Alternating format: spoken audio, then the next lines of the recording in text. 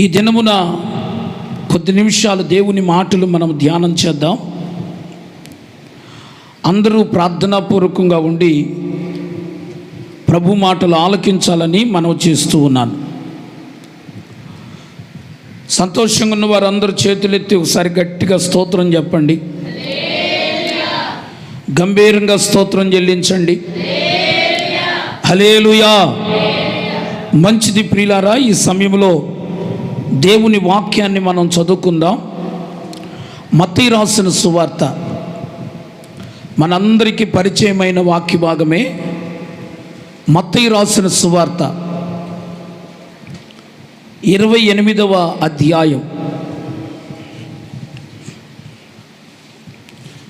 మత్తయి రాసిన సువార్త 28వ అధ్యాయము 18వ వచనం నుండి 20వ వచనం వరకు ఉన్న మాటలు ఎవరైనా ఒకరు చదవండి. చదవండి.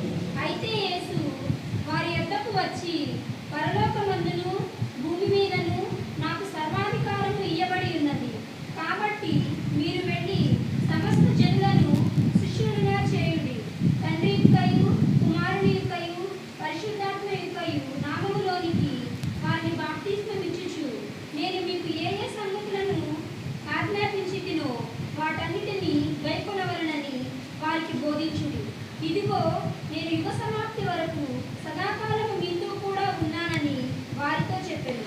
ఆమేన్. ప్రభునందు ప్రియులారా, ఇక్కడ చదవబడిన ఈ లేఖన భాగాన్ని మనమందరం ఎరుగుదుము. మత్తయి రాసిన సువార్త 28వ అధ్యాయం 18వ వచనం నుండి 20వ వచనం వరకు ఉన్న మాటలు మనం చదువుకున్నాం. ప్రభువైనటువంటి యేసుక్రీస్తు 3.5 సంవత్సరాల పరిచర్య మనకు పరిశుద్ధ గ్రంథములో వివరించబడింది. దానికంటే ముందు ఆయన 30 సంవత్సరాలు ఒక రహస్యమైనటువంటి మరుగైనటువంటి జీవితాన్ని జీవించాడు. ఆయన 30 సంవత్సరాల జీవిత చరిత్ర రహస్యముగా ఉంచబడింది. కానీ ఆయన 3.5 సంవత్సరాలు చేసినటువంటి పరిచర్య అంతా కూడా స్పష్టం చేయబడింది, వివరించబడింది. ఆయన 3.5 సంవత్సరాల పరిచర్యలో ఎన్నో అద్భుతాలు, ఎన్నో ఆశ్చర్య కార్యాలు, సూచక క్రియలు చేసి ఆయన ఈ లోకములో తాను పరిచర్య చేస్తూ ఉన్నటువంటి దినాలలో కొంతమందిని తాను శిష్యులుగా ఏర్పాటు చేసుకున్నటువంటి క్రమం మనం ఎరుగుదాం. ఆయన కొందరిని శిష్యులుగా ఏర్పాటు చేసుకున్నాడు. ఆయన పరిచర్యను కొనసాగించాడు. అయితే ఆయన ఈ 3.5 సంవత్సరాల పరిచర్య కాలం ముగిసిన తర్వాత ఆయన లోకములో ఉన్న సర్వమానవాళి కొరకు ప్రాణం పెట్టాడు. భూమికి ఆకాశానికి మధ్య వేలాడాడు. ప్రజలందరికీ పాప విమోచన కలుగు చేశాడు. ఆయన చనిపోయి సమాధి చేయబడి పునరుద్ధానుడై తిరిగి లేచి తండ్రి కుడి పార్శ్వమున ఆసీనుడవటానికి ఆరోహణమై వెళ్ళాడు. ఆయన పరలోకానికి తండ్రి కుడి పార్శ్వానికి ఆరోహణమై వెళ్ళేటువంటి క్రమంలో ఆయన తాను ఈ లోకములో పరిచర్య చేసిన దినాల్లో ఏర్పాటు చేసుకున్నటువంటి శిష్యులు ఉన్నారే, వారికి ఆయన చెప్పినటువంటి చివరి మాటలు ఏమిటి అని అంటే, ఇప్పుడు మనం చదువుకున్న ఈ 28వ అధ్యాయంలో 16వ వచనము నుండి ఉన్నటువంటి మాటలు అవి చివరి మాటలు. ఆయన వారితో చెప్తూ ఉన్నాడు. 18వ వచనం నుండి మనం చదువుకున్నాం. యేసు వారి యొద్దకు వచ్చి, పరలోకమందును భూమి మీదను నాకు సర్వాధికారం ఇవ్వబడింది, కాబట్టి మీరు వెళ్ళి సమస్త జనులను శిష్యులుగా చేయుడి. తండ్రి యొక్కయు కుమారుని యొక్కయు పరిశుద్ధాత్మ యొక్కయు నామములో వారికి బాప్తిస్మం ఇచ్చుచు నేను మీకు ఏ ఏ సంగతులు ఆజ్ఞాపించితినో వాటన్నిటిని గైకొనవలెనని వారికి బోధించుడి. ఇదిగో యుగ సమాప్తి వరకు సదాకాలము మీతో కూడా ఉన్నానని వారితో చెప్పాను. ప్రత్యేకముగా ఈ భాగమును మనం ఆలోచన చేసినప్పుడు అక్కడ 19వ వచనములో కాబట్టి అనే మాట మనకు కనబడుతుంది. కాబట్టి ఏం కాబట్టి అనంటే ఆ 18వ వచనములో పరలోకమందును భూమి మీదను నాకు సర్వాధికారము ఇవ్వబడింది కాబట్టి, అంటే ప్రభువైనటువంటి యేసుక్రీస్తుకు సర్వాధికారము కలిగినటువంటి దేవుడు. ఇప్పుడు ఆయనకు పరలోకమందైనా భూమి యందైనా ఆయనకు ఏ అధికారం ఉంది? సర్వాధికారం ఉంది. పరలోకమందైనా భూమి మీదైనా ఆయనకు సర్వాధికారం ఉంది.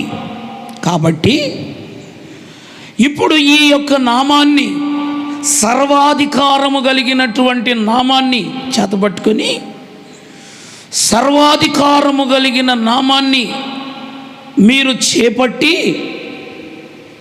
మీరు వెళ్ళాలి అని చెప్పాడు. ఏమండి, ఏమంటున్నాడు? నేను సర్వాధికారము కలిగి ఉన్నాను, నాకు సర్వాధికారము ఇవ్వబడి ఉంది కనుక ఇప్పుడు నా నామాన్ని చేతపట్టుకొని మీరేం చేయాలి? వెళ్ళాలి. వెళ్ళి సమస్త జనులను శిష్యులుగా చెయ్యాలి. వారికి తండ్రి యొక్కయు కుమారుని యొక్కయు పరిశుద్ధాత్మ యొక్కయు నామమున బాప్తిస్మము ఇచ్చుచు నేను మీకు ఏ సంగతులు బోధించానో వాటన్నిటినీ గైకొనాలని వారికి బోధించండి అని చెప్పాడు. ఇప్పుడు నాకు సర్వాధికారం ఇవ్వబడింది కనుక ఇప్పుడు నా నామాన్ని చేతపట్టుకోండి, మీరు వెళ్ళండి, సమస్త జనులను శిష్యులుగా చెయ్యండి. ఆ నామాన్ని చేతపట్టుకుని మీరు చేయాల్సిన పని ఏంటంటే మీరు వెళ్ళుట, మీరు వెళ్ళాలి. ఆ తర్వాత సమస్త జనులను శిష్యులుగా చేయాలి. ఆ తర్వాత వారికి బాప్తిస్మం ఇవ్వాలి. ఆ తర్వాత వారికి బోధించాలి అని చెప్పాడు. బోధించాలి అని చెప్పాడు. అయితే ప్రియులారా, వారికి బోధించాలి అని చెప్పినటువంటి ప్రభువు చివరిగా వారికి చెప్పినటువంటి మాట ఏంటంటే ఒక వాగ్దానం కూడా చేశాడు. ఏం చేశాడు వాగ్దానం? నేను యుగ సమాప్తి వరకు సదాకాలము మీతో కూడా ఉన్నాను.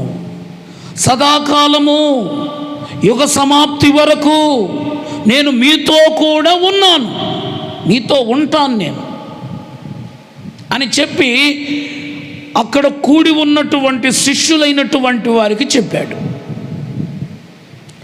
ఇక్కడ ప్రభువైనటువంటి యేసుక్రీస్తు పలికినటువంటి చివరి మాటలలో అతి ప్రాముఖ్యమైనటువంటి మాట ఏమిటి అని అంటే ఆయన అన్నాడు, సమస్త జనులను శిష్యులుగా చేయండి అని అన్నాడు.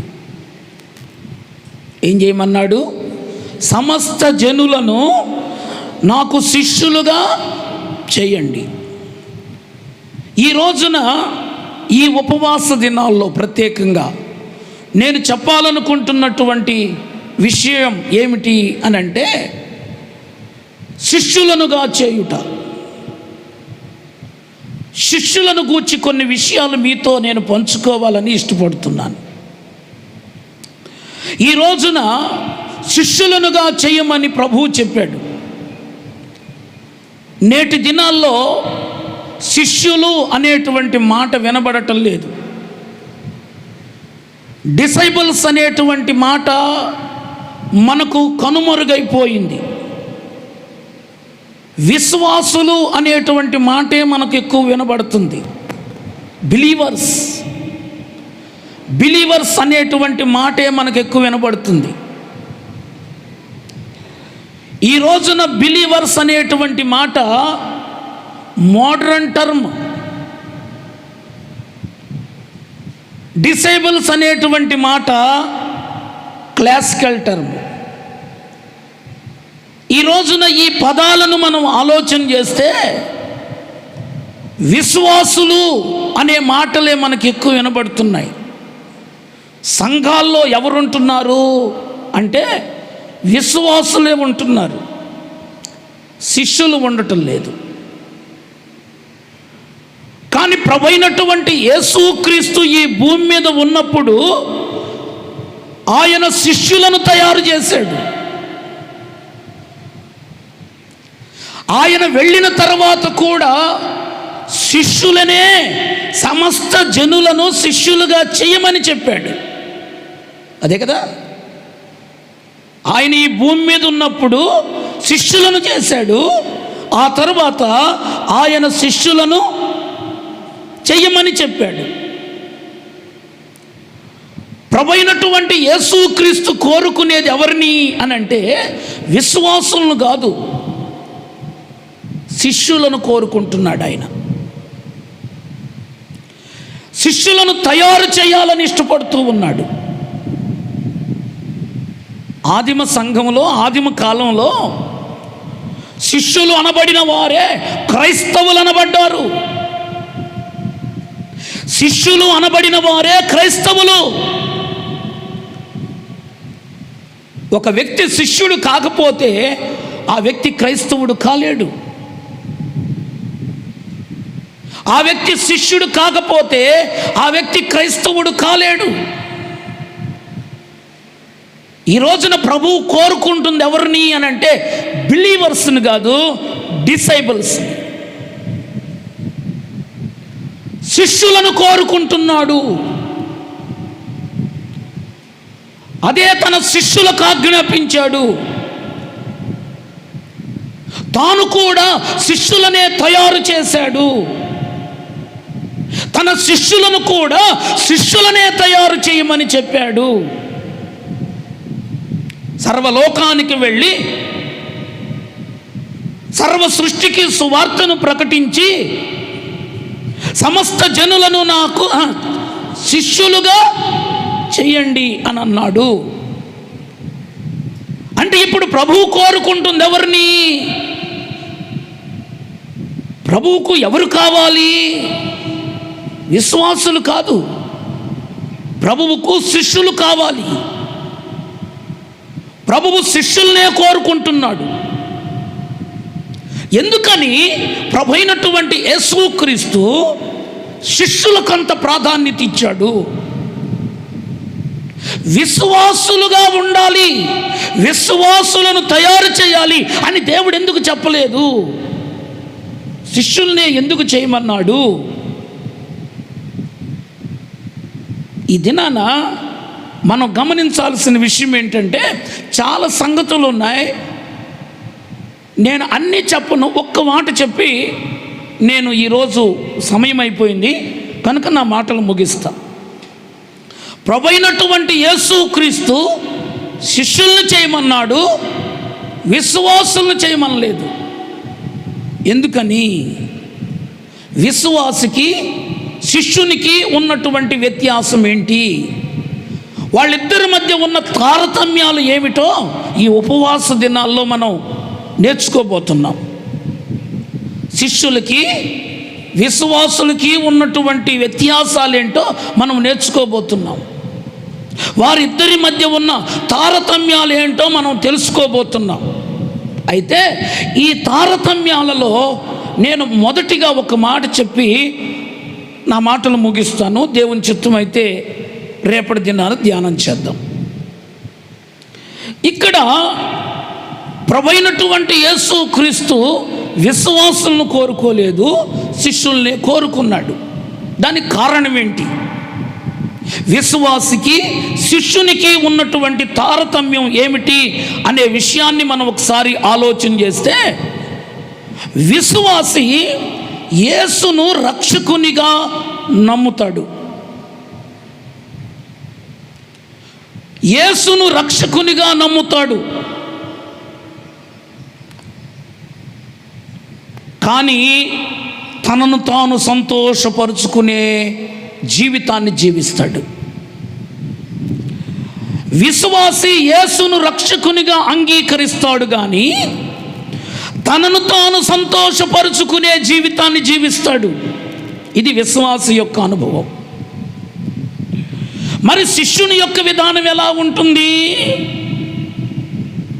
శిష్యుని యొక్క జీవిత విధానం ఎలా ఉంటుంది అంటే, శిష్యుడు యేసును రక్షకునిగా కాదు, యేసును ప్రభువుగా నమ్ముతాడు. దేవుణ్ణే సంతోషపరుస్తూ జీవిస్తాడు. ఇది శిష్యునికి విశ్వాసికి ఉన్నటువంటి వ్యత్యాసం. విశ్వాసి యొక్క అనుభవం ఎలా ఉంటుంది అని అంటే, విశ్వాసి తన జీవితంలో యేసును రక్షకునిగా అంగీకరిస్తాడు. యేసును రక్షకునిగా అంగీకరించి తనను తాను సంతోషపరుచుకుంటూ జీవిస్తాడు. కానీ శిష్యుడు అలా కాదు. యేసును రక్షకునిగా కాదు అంగీకరించేది, శిష్యుడు యేసును ప్రభువుగా అంగీకరిస్తాడు. ఆ ప్రభువునే పరచటానికి జీవిస్తాడు. ఆ ప్రభువునే సంతోషపరచటానికి జీవిస్తాడు. మనం ఆలోచన చేసి గమనించినట్లయితే, యేసును రక్షకునిగా నమ్మటం వేరు, ప్రభువుగా నమ్మటం వేరు. రక్షకునిగా నమ్మటం వేరు, ప్రభువుగా నమ్మటం వేరు. మనల్ని మనం సంతోషపరచుకుంటూ జీవించటం వేరు, ప్రభువును సంతోషపరచుచు జీవించటం వేరు. నా మాటలు అర్థమవుతున్న వారందరూ చేతులెత్తి స్తోత్రం చెప్పండి. గట్టిగా స్తోత్రం చెప్పండి. దేవుని బిడ్డలారా, ఈ రోజున మరోసారి చెప్తున్నా, యేసును రక్షకునిగా అంగీకరించటం వేరు, ప్రభువుగా అంగీకరించటం వేరు. మనల్ని మనం సంతోషపరచుకోవటం వేరు, ప్రభువును సంతోషపరచటం వేరు. యేసుక్రీస్తుకి 3 పేర్లు ఉన్నాయి. యేసయ్యకి ఎన్ని పేర్లు ఉన్నాయి? 3. 1 యేసు, 2 క్రీస్తు, 3 ప్రభువు. అదేగా మనకు తెలిసిందే. యేసయ్యకి ఎన్ని పేర్లు? 3. 1 యేసు, 2 క్రీస్తు, 3 ప్రభువు. యేసు అనగా రక్షకుడు, క్రీస్తు అనగా అభిషిక్తుడు, ప్రభు అనగా రాజు లేక ఏలువాడు లేక పాలించువాడు అని అర్థం. విశ్వాసి తన జీవితంలో ప్రభువును ఎలా నమ్ముతాడు? ప్రభువును ఎలా అంగీకరిస్తాడు అంటే, విశ్వాసి యేసును రక్షకునిగా మాత్రమే అంగీకరిస్తాడు. అంతే కదా? చాలామంది క్రైస్తవులు చాలామంది దేవుని పిల్లలు, ప్రార్థన అనుభవాలు కలిగినటువంటి వారు ఎలాంటి వారు ఉంటారు అంటే రక్షకునిగా అంగీకరించిన వారే ఎక్కువ కనబడతారు. యేసయ్యను రక్షకునిగా అంగీకరించిన వారే ఎక్కువగా మనకు కనబడతారు. ఇంకా కొంచెం మంచి కేటగిరీ అయితే క్రీస్తుగా అంగీకరిస్తారు, అభిషిక్తునిగా గుర్తిస్తారు, ఆయన్ని అంగీకరిస్తారు. ఆయన రక్షించేవాడని అంగీకరించటం వేరు,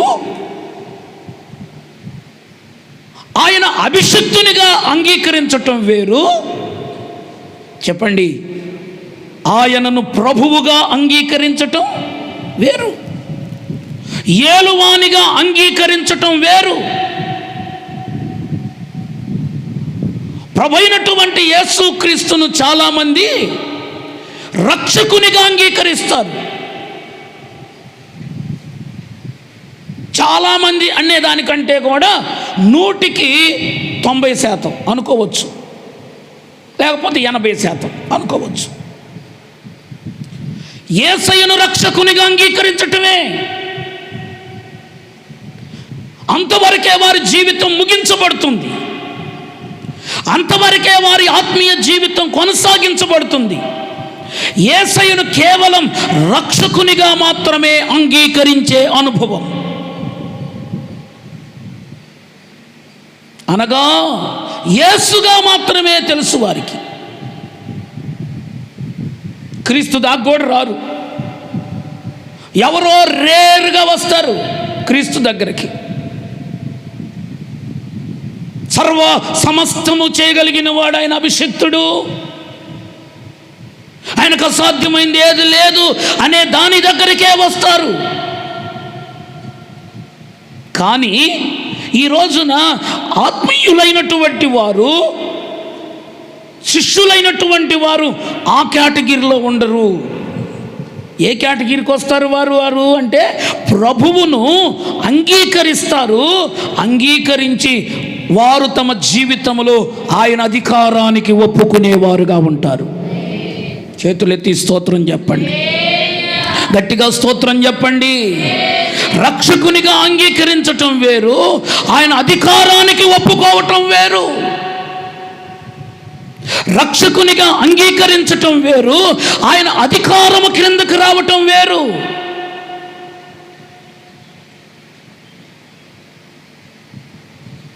విశ్వాసి యేసును కేవలం రక్షకునిగానే అంగీకరిస్తాడు.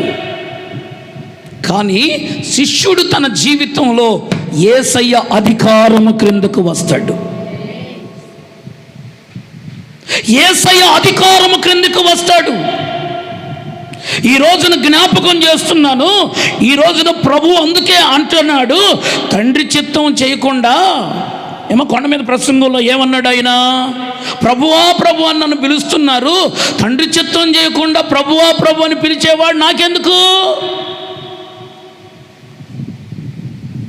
తండ్రి చిత్తం చేయకుండా ప్రభువా ప్రభు అని పిలిచేవాడు నాకెందుకు? నా చిత్తం ఏమిటి అంటే నా అధికారానికి ఒప్పుకోవటమే. నా చిత్తం ఏమిటంటే నా తండ్రి అధికారానికి ఒప్పుకోవటమే. ఈ రోజున నన్ను ప్రభువా ప్రభు అని పిలిచే ప్రతివాడు నా చిత్తాన్ని చేసేవాడై ఉండాలి. ఏమిటి నా చిత్తం అంటే, ఇదిగో నా తండ్రి అధికారానికి నేను ఒప్పుకుంటున్నట్టుగా మీరు నా అధికారానికి ఒప్పుకోవాలి అనలేదా? ప్రభు అయినటువంటి యేసుక్రీస్తు అనలేదా? ప్రభువా ప్రభు అని పిలుచు ప్రతివాడు తండ్రి చిత్తము చేసేవాడే. ఎవరు చేస్తారు?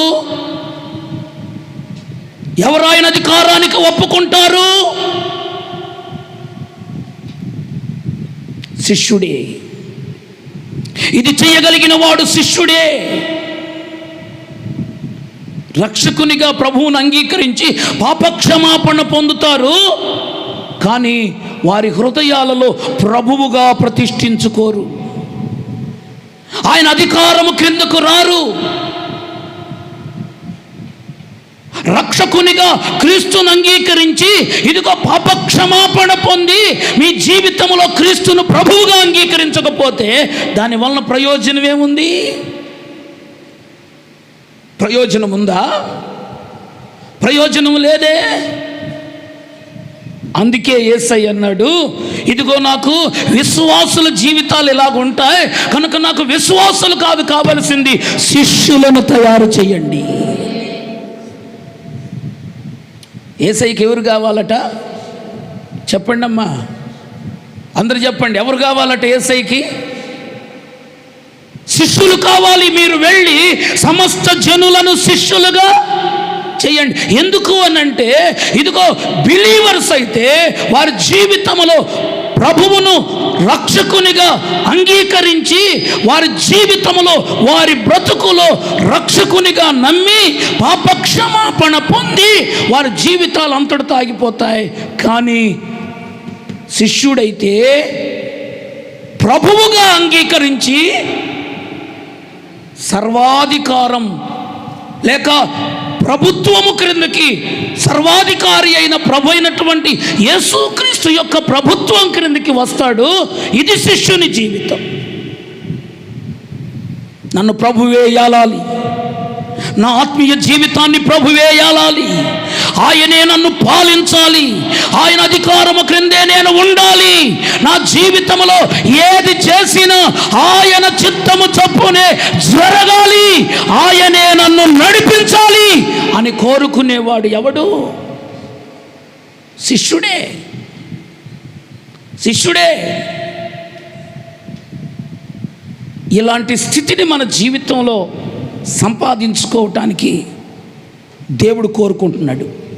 ఇప్పుడు నేను మిమ్మల్ని అందరిని అడిగేది ఏంటంటే, శిష్యుడు విశ్వాసి ఇద్దరి మధ్య ఉన్నటువంటి వ్యత్యాసాలు మనం చూసాం. యేసయ్య శిష్యులను కోరాడు, విశ్వాసులను కోరుకోలేదు. ఇప్పుడు సంఘాన్ని మిమ్మల్ని అందరినీ నేను కోరుకునేది ఏంటంటే, అడిగే ప్రశ్న ఏంటంటే, మీరు శిష్యులుగా ఉంటారా విశ్వాసులుగా ఉంటారా? యేసయ్యను రక్షకుడుగా అంగీకరించి పాపక్షమాపణ పొంది అంతటితోనే మీ జీవితం ఆత్మీయ అనుభవాలు ముగించుకుంటారా? యేసయ్యను ప్రభువుగా గుర్తించి ఆయనను మీ జీవితంలో ప్రభువుగా అంగీకరించి ఆయన ప్రభుత్వం కిందకి, ఆయన అధికారం క్రిందకి వస్తారా? నిర్ణయం మీరే చేసుకొని, నువ్వు ఒకవేళ రక్షకునిగా అంగీకరించి పాపక్షమాపణ పొంది అంతటితో నీ జీవితం ముగిస్తే దానివలన ఏ ప్రయోజనం లేదు. యేసయ్యను నీ హృదయం మీద ప్రతిష్ఠించుకొని, ప్రభువుగా ప్రతిష్ఠించుకొని ఆయన ఏలుబడి క్రిందకు వస్తే నీ జీవితానికి ప్రయోజనం, మన జీవితాలకు ప్రయోజనం. ఎలా ఉందాం, ఎలా బ్రతుకుదాం, ఎలా జీవిద్దాం, ఎలా నడుచుకుందాం? యేసయ్య అధికారము క్రిందకు వచ్చి, ఆయన ప్రభుత్వము క్రిందకు వచ్చి, ఆయన ఏలుబడి క్రిందకు వచ్చి, ఆయన యొక్క దేవుని బిడ్డల అధికారము క్రింద మనము ముందుకు సాగుదామా? లేకపోతే మన జీవితాల్లో, మన బ్రతుకుల్లో ఆయన రక్షకునిగా అంగీకరించి అంతటితోనే జీవితాన్ని ముగించుకుందామా? ఏది కావాలో తెలుసుకొని ఈ ఉపవాస దినాల్లో నీ జీవితంలో విశ్వాసిగా ఉంటావో శిష్యునిగా మారుతావో ఆలోచించుకొని ఈ ఉపవాస కూడికలు ముగిసే వరకు మనమందరం కూడా మన జీవితంలో రూపాంతరము చెందే అనుభవాల్లోనికి వద్దాం. అట్టి కృప ప్రభు మనకు దయచేయునుగాక. దేవుడి కొద్ది మాటలు దీవించునుగాక. తలలు వంచండి, ప్రార్థన చేసుకుందాం. అందరూ తలలు వంచి కళ్ళు మూయండి, ప్రార్థన చేసుకుందాం. స్తోత్రం, స్తోత్రం, స్తోత్రం, స్తోత్రం. స్తుతులు చెప్తారా? అందరు నోరులు తెరిచి ప్రభువును స్తుతిస్తారా? ఒక్క నిమిషం పాటు నోరు తెరిచి ప్రభు సన్నిధిలో ప్రార్థన చేస్తారా? అందరూ కూడా నోరారా ప్రభువును స్తుతించటం ప్రారంభిస్తారా? ఆత్మదేవుడు ఇంతవరకు మనతో ఆయన వాక్యము ద్వారా మాట్లాడారు. ఆయన ఇంతవరకు మనతో మాట్లాడారు. ఆయన మాటలను మనం ఒక్కసారి ఆలోచన చేద్దాం. ఇదిగో ప్రభువైనటువంటి యేసుక్రీస్తు అంటున్నాడు, మీరు సర్వలోకానికి వెళ్ళి సమస్త జనులను నాకు శిష్యులుగా చేయండి అని. ప్రభువైనటువంటి యేసుక్రీస్తు కోరుకున్నది శిష్యులను. ఆయన బిలీవర్స్ను కాదు కోరుకుంది, ఆయన డిసైపుల్స్ని కోరుకున్నాడు, శిష్యులను కోరుకున్నాడు. ఈ రోజున శిష్యులుగా ఉండుటయే దేవుని యొక్క ఉద్దేశం. శిష్యులుగా మారటమే దేవుని యొక్క ఉద్దేశం. ఆదిమ సంఘములో ఇదిగో ఆనాడు శిష్యులే క్రైస్తవులు అనబడ్డారు. స్తుతులు చెప్తారా? ప్రార్థన చేస్తారా? స్తుతులు చెప్తారా? దేవుని సన్నిధిలో ఈ మాటలు వింటున్న సంఘమా, ఆదిమ సంఘములో క్రైస్తవులైన వారు శిష్యులే. క్రైస్తవులైన వారు శిష్యులే క్రైస్తవులనబడ్డారు మొట్టమొదట. ఈ రోజున విశ్వాసులు క్రైస్తవులు అనబడలేదమ్మా, శిష్యులే క్రైస్తవులు అనబడ్డారు. ఈ రోజున ఆయన సన్నిధికి వచ్చి, ఆయన పాదాల చెంతకు వచ్చి కూడి ప్రార్థిస్తున్న నా తల్లి, నా ప్రియ దైవ జనాంగమా, ఈ రోజున మనము విశ్వాసులుగా ఉండటం కాదు దేవుడి ఉద్దేశం, శిష్యులుగా ఉండటమే. విశ్వాసిగా ఉంటే రక్షకుని దగ్గరే ఆగిపోతావు, యేసు దగ్గరే ఆగిపోతావు. రక్షకునిగా కాదు, యేసును నువ్వు నమ్మాల్సింది. నిన్ను నీవు సంతోషపరచుకోవటం కాదు ప్రభు కోరుకుంటుంది. యేసయ్యను రక్షకునిగా కాదు అంగీకరించాల్సిందే.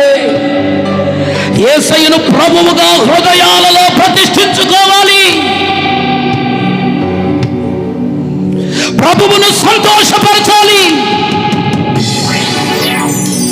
ఇదే కోరుకుంటున్నాడు ఆయన, ఇదే కోరుకుంటున్నాడు ప్రభు. నీ హృదయం మీద ప్రభువును ప్రతిష్ఠించుకున్నావా? ఆయన అధికారానికి ఒప్పుకుంటున్నావా? ఆయన అధికారానికి లోబడుతున్నావా? ఆయన అధికారం క్రిందికి వస్తున్నావా? ఆయన ఏలుబడి నీ మీద చేయటానికి నువ్వు అంగీకరిస్తున్నావా? ఆలోచన చేసుకున్నాం.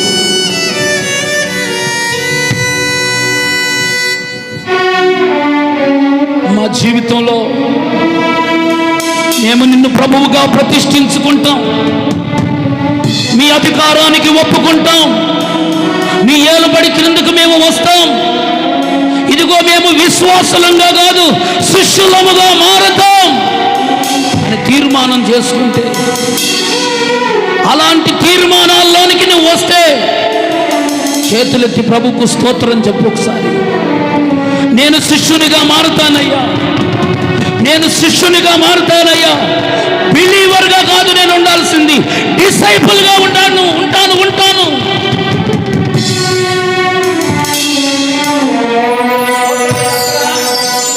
ప్రార్థన చేయండి అందరూ, ప్రభు సన్నిధిలో స్తోత్రాలు చెప్పండి, స్తుతులు చెప్పటం ప్రారంభించండి, స్తుతులు చెప్పటం ప్రారంభించండి. నోరారా మనసారా ఆయన్ను ఆరాధించండి. ఏ జీవితం కావాలి నీకు? ఏ అనుభవం కావాలి నీకు? నిర్ణయం చేసుకో, తీర్మానం చేసుకో. ప్రభువు ఏది కోరుకుంటున్నాడో ఆ జీవితాన్ని జీవించటానికి ఇష్టపడు. అది మనకు మేలు, అది మనకు దీవెన, అది మనకు ఆశీర్వాదం.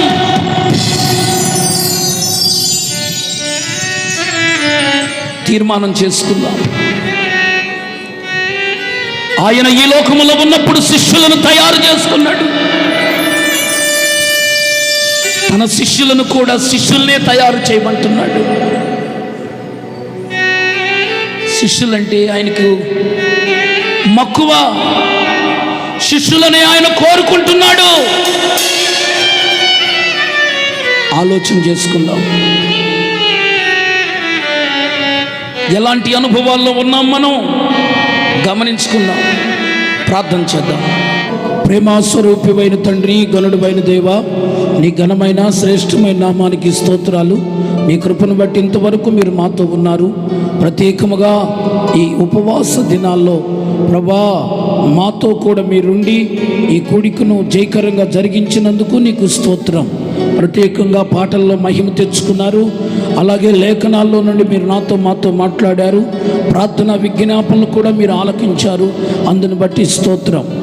మా జీవితాల్లో, మా బ్రతుకుల్లో మేమందరము కూడా విశ్వాసులంగా కాదు, శిష్యులముగా ఉంటే అది మా జీవితాలకు మేలుకరమని మీరు మాతో మాట్లాడినందుకు నీకు స్తోత్రం. ప్రత్యేకముగా విశ్వాసులైతే మిమ్మల్ని రక్షకునిగా మాత్రమే అంగీకరిస్తారు, కానీ శిష్యులు మిమ్మలను ప్రభువుగా హృదయాలలో ప్రతిష్ఠించుకుంటారని మీరు మాతో స్పష్టం చేశారు. మేము కూడా అలా ఉండాలయ్యా, మిమ్మల్ని ప్రభువుగా ప్రతిష్ఠించుకోవాలి. మా హృదయాలలో మీరు ఉండాలి, మీరు మమ్మల్ని ఏలాలి, మా మీద అధికారము మీరు చేయాలి, మమ్మల్ని మీరే పాలించాలి. అట్టి కృప మీరు దయచేయండి. వచ్చిన బిడ్డలందరినీ దీవించండి. ఎవరు ఏ విధమైనటువంటి అవసరత అక్కర్లతో వచ్చారు, వారి అవసరతలు అక్కరలు మీ నామములో తీర్చండి. ఇంతవరకు మేము చేసిన విజ్ఞాపనలకు మీరే జవాబిచ్చి గొప్ప ఆనవాలు దయచేసి మీ కార్యాలు మా పట్ల జరిగించమని. దేశమంతా, ప్రపంచమంతా కలవరపడుతూ ఉంది. అనేక విధాలుగా కరోనా వైరస్ బారిన పడి లక్షలాది మంది ప్రాణాలు కోల్పోతున్న పరిస్థితి. ఇలాంటి పరిస్థితుల్లో మమ్మల్ని రక్షించగలిగిన నాథుడవు, దేవుడవు నీ ఒక్కడవే. తప్పించగలిగిన దేవుడవు నీ ఒక్కడవే. మమ్మల్ని కనికరించండి అయ్యా, మా దేశాన్ని కనికరించండి అయ్యా, మా రాష్ట్రాన్ని కనికరించండి అయ్యా, ప్రపంచ దేశాలను కనికరించండి అయ్యా. ఈ విపత్కర పరిస్థితుల నుండి విడిపించండి అయ్యా, కాపాడమని ప్రార్థిస్తున్నాను. ఇంతవరకు ఈ కూడిక ఘనముగా జరిగించినందుకు నీకే స్తోత్రాలు చెల్లిస్తూ మా ప్రార్థనలకు ప్రతిఫలము దయచేయమని వేడుకుంటూ ఈ కూడికలు ముగిసే వరకు మీరు మాతో ఉండమని వేడుకుంటూ నీ ఆత్మ కార్యమును జరిగించండి, నీ మహిమ కలిగిన కార్యాలు జరిగించండి, నీ అద్భుతమైన కార్యాలు జరిగించండి. ఈ కూడికలలో కేవలం మీ నామానికి మాత్రమే మహిమ తెచ్చుకోండి. వచ్చిన బిడ్డలను దీవించి రాలే కనబడిపోయిన బిడ్డలు నీ చిత్తమైతే, నీ రాకడ ఆలస్యమైతే రేపటి దినాన్ని కలుసుకునే కృప దయచేయమని సమస్తము నీ చేతులకే అప్పగిస్తూ యేసయ్య ఉన్నత నామములో ప్రార్థన చేస్తున్నాను పరమ తండ్రి. మన తండ్రి అయిన దేవుని ప్రేమ, మన ప్రభువును రక్షకుడైన క్రీస్తు కృప, పరిశుద్ధాత్మక అన్యోన్య సహవాసం మనకును లోకములో ఉన్న సకల పరిశుద్ధులకు ఇప్పుడు ఎల్లప్పుడు సదా ఆయన రాకడ పర్యంతం మనకును సకల పరిశుద్ధులకును తోడై సదాకాలం నడిపించునుగాక. యేసు రక్తమే జయం, శిలువ రక్తమే జయం, యేసు రక్తం సంపూర్ణ విజయం. అపవాది కార్యమంత నాశనం కలుగును గాక. Amen, amen. Praise Lord. అందరికీ వందనాలు, అందరికీ వందనాలు. God bless you.